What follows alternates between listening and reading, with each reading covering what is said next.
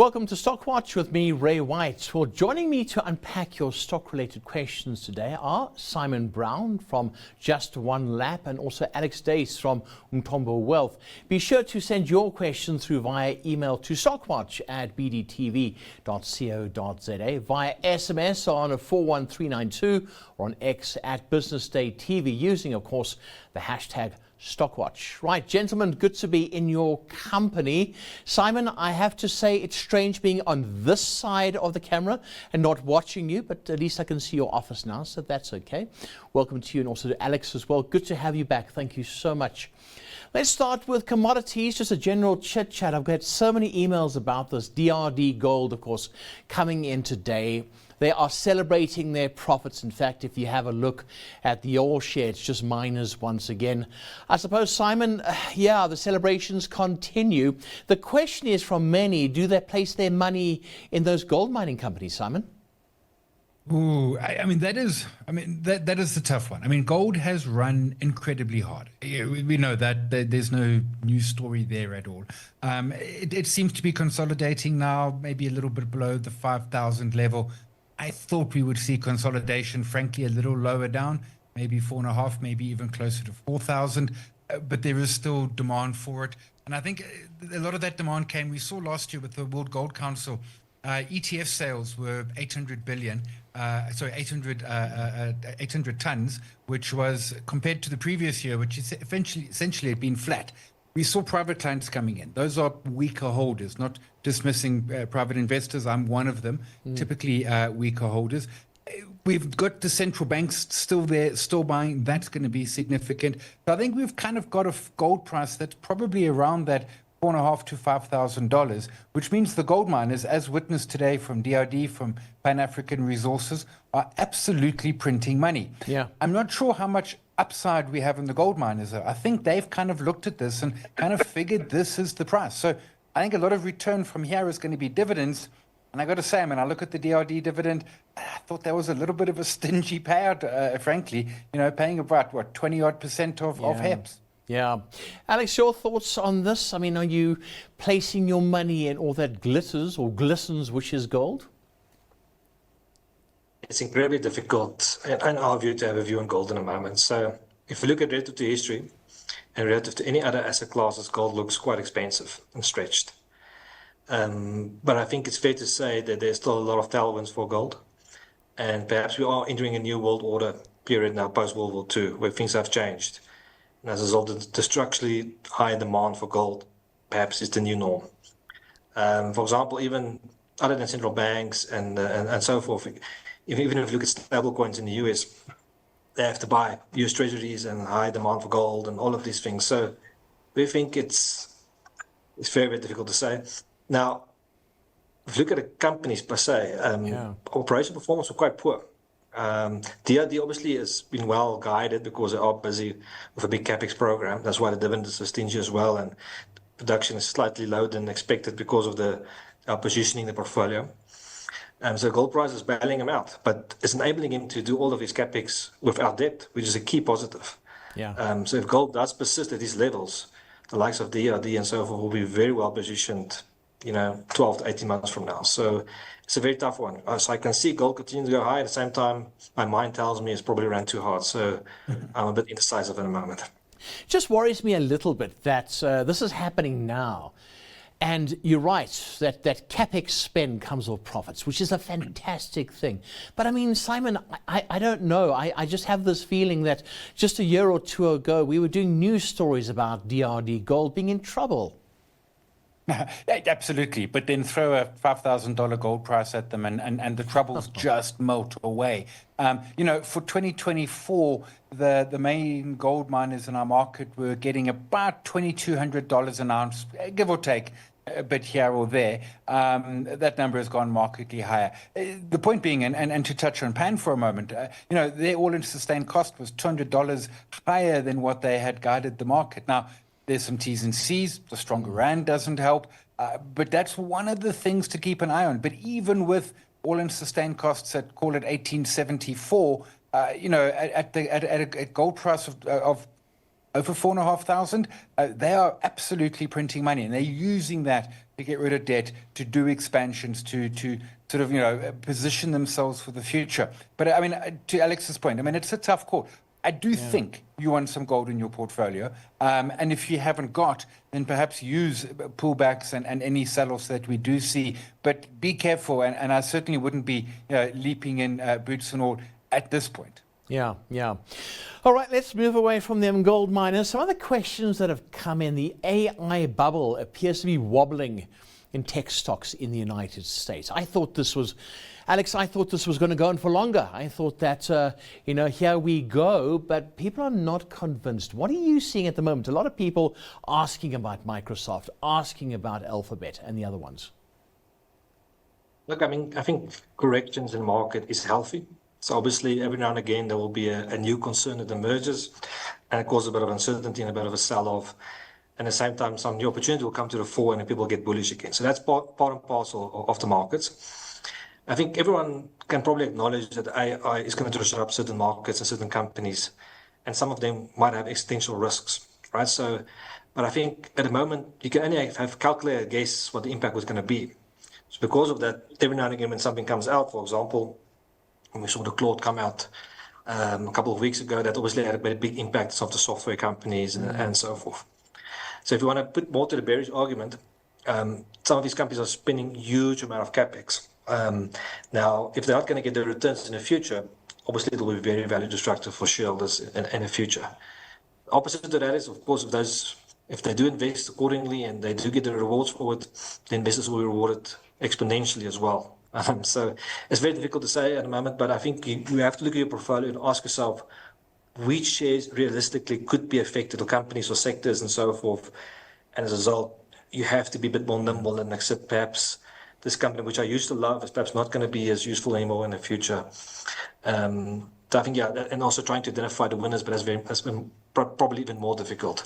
So it's a difficult one, but I think as the sentiment changes over time, you're going to see these ebbs and flows.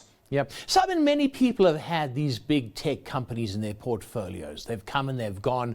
Sometimes people got bored of them because they just stayed.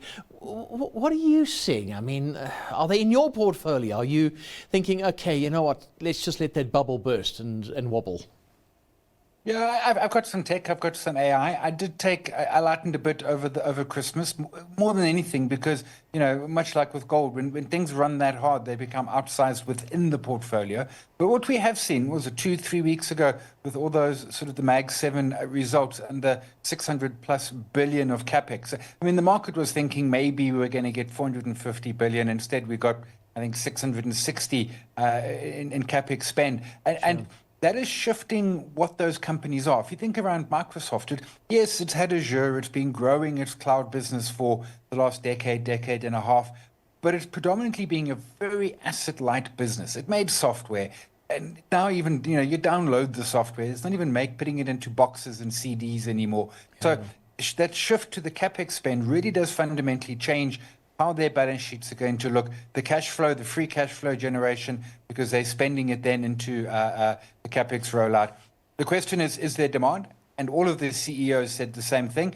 There's more demand than they've got capacity. So the demand is there. The next part of the equation is, where's that demand? Who's it going to? And how easy is it to monetize? And for example, Microsoft, a lot of it is OpenAI, but OpenAI is sort of struggling to get revenue. They were the first out the block. They probably, certainly what they've been raising in private markets, they are the larger between themselves and Anthropic. But what's their revenue? Can they monetize? You look at something like Alphabet, we know that they know how to do adverts. They've done it on Google. They've done it on YouTube. For them to do it on Gemini is going to be an absolute no-brainer for them. So I think there is a bit of a shift in terms of the capex light becoming capex heavy, and then the pure plays. Nvidia is still there and selling chips. The AMD, they've still got the demand, and that 600 plus billion is going to be spent at the likes of an Nvidia, an AMD, perhaps even the Dells and the like. Yeah. What about Apple, Simon? I mean, I'm thinking about that. They lost 5% recently. That's wiped off a few billion off their sheet. Are they still in the game? Are you still looking at something like Apple? So in the AI space, Apple is not in the game at all. They're going to be bringing Gemini into their Siri. Siri's been a horror for as long as I can remember. They're going to be bringing Gemini in. That's taking longer than they thought, but it does kind of protect them from the capex spend, right? Alphabet gets to spend the money. They get to then just basically pay Alphabet for the rights to put Gemini in. It's not exclusive. One day they could switch out Gemini and go with Anthropic or OpenAI or even a Llama from Meta, whatever the case may be. So their capex spend is right at the bottom. They're spending nothing relative to everyone else, which does kind of insulate them. On the flip side, the challenge they've got, we've seen memory prices going through the roof, both for hard drives and for RAM. Is that going to squeeze margins for the next set of iPhones coming through? What about our phone sales? They had a record Q4 last year. Sure. That surprised me and many others. In some senses, they are looking more like a mature business that is sort of focusing a lot more on services, which is a great business, but that's under threat from the EU, from courts in the US. Their 30% Apple tax is under threat. So Apple's a tricky one. It's one I've never owned, and for years and years, I was sad by the fact that I didn't own it. More recently, I'm less sad at not holding it. Right. Alex, are you sad about Apple? Do you own some stock? What are you thinking?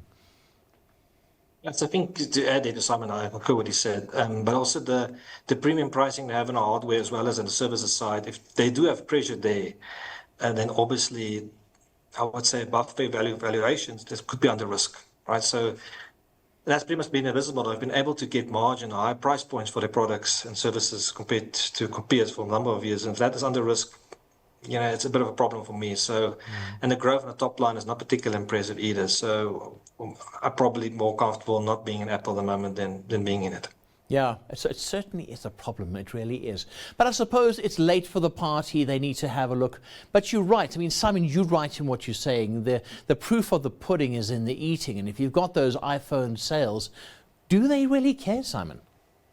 Well, in a sense, Ray, no, right? Because they've got 1 billion devices out there in the world, and 1 billion devices that can generate them revenue one way or another. They don't need to be the king of the hill in AI. And Apple has traditionally been late to the party. Although if we go back to what they call it, the Vision Pro, their VR goggles, they were late to the party, fundamentally underwhelmed and overcharged for it. So they are losing some of their sort of magic and delight that they've had in the past. And that premium price point, it's worked for them, but it cannot continue to work. So I mean, I would not be calling Apple a short. I wouldn't be saying it's over for Apple. Sure. But I think the giddy days of what we were seeing sort of, even just 3 or 4 years ago, certainly a decade ago, I think are behind them.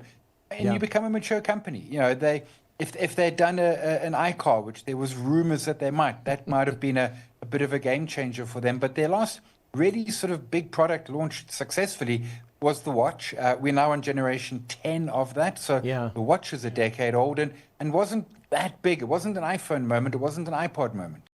Right, gentlemen, let's get into some of those WhatsApps, some of those messages via email. One from Stephanie. She says, I bought Naspers shares about 2 years ago, but I'm about 20% down since buying. It's not part of my main investment, says Stephanie, but rather my fun money.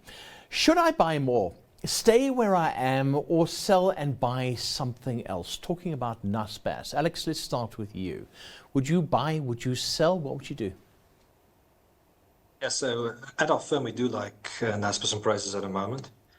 We think the sell-off is a bit overdone, and I think the valuations are looking quite attractive. So if you think about, obviously, Naspers' big component of that is Tencent. We still think they're going to generate good performance going forward. If you look at the e-commerce portfolio, they've turned free cash flow positive, and they've got some good growth prospects there. So at some stage in the future, you can look at Naspers Prosus as Tencent Plus, meaning Tencent Plus all the other investments adding value. So we think it's a good entry point at the moment. They continue with share buybacks, albeit at a lower rate before. And even if the rand strengthens, I think the growth they have in their local currencies is still very good. So, and you need to have some rand hedge in your portfolio as well. So we think that's one of the better options compared to some of the others. And they say, think about the BATs and Richmonds. These are not particularly growing at high rates. So we think Naspers, in our view, offers quite a compelling opportunity. All right, Simon, it's her fun money. Should she get rid of her fun money or hold it there and see what happens? I would hold. I concur with what Alex says. Tencent itself in Hong Kong, and of course it hasn't traded yesterday, today, and won't for the rest of the week because of the Chinese New Year. I mean, it's gone from almost 630 Hong Kong dollars down to 530 just in February. So there's been a sell-off there, and there's been, I think, an overdone, as Alex said, sell-off in Naspers and Prosus itself. And you're getting a quality operation, you're getting nice exposure to China, and then you're getting the other bets, which are sort of your optionality. So at this point, I mean, I don't think, I would not be looking to exit Naspers. If anything, I think the sell-off probably brings some opportunity for investors who are wanting some China tech. We were talking a moment ago around sort of technology, and we're always focusing on US tech, and here we've got some easy access to really quality Chinese tech. Yeah, because everyone's talking to China at the moment, Alex. Everybody's talking to China. Everybody wants to have a little piece of that. Canada going there, all saying to US President Donald Trump, right, those are your enemies over there. We're going to go play with them. So I suppose, Alex, when it comes to Chinese tech at the moment, well, they could be the place to be. I've alluded to earlier that we're entering a new world order. So that pretty much means that we've got more than one superpower than we've been used to. So China obviously will be one of those, and they're investing heavily in AI, and they're very competitive in AI and in tech investments. So that's obviously a company like Tencent will benefit from that. And if you look at the valuation differential between China tech and US, it's massive. So there's certainly a relative opportunity there. And China's here to stay. They might have some structural problems in the economy with property and the consumer and so forth, but they are here to stay. If you're going to take a 5-10 year view, China, I think, will be much stronger than they are in the moment. So as a result, I think it's a good opportunity to have a look at Tencent and other Chinese assets. Yeah. Right, Alex, let's stay with you. Quoba says MTN is going big on infrastructure spend with acquiring this new system. Should we be concerned about massive capital outlay when it comes to MTN? Yeah, that's always a big issue when it comes to any telecoms company. They're very capital intensive. At the same time, the margins are not really holding up. So it means your free cash flows are being squeezed as you go over time. So they're buying back the IHS towers. Yeah. You could argue it's at the opportunistic price because since the IPO, it's been down, I think, in the region of 60%. But it does mean they'll have more capital expenditure in the future. So initially I saw some indication it might be earnings dilutive, but now I'm seeing some people saying it could be earnings enhancing. I haven't done work myself yet, so I can't comment on that. But my concern with MTN is they're on jurisdictions where it's difficult to get the cash out of the country. So you might be printing very impressive earnings numbers on your income statement, but it can't be realized in cash through dividends and paying down debt because money is stuck in those countries, and you've got fast-moving currencies, and you've got potential issues like they have with the DOJ in places like Iran and so forth. So I think there are a lot of risks in MTN.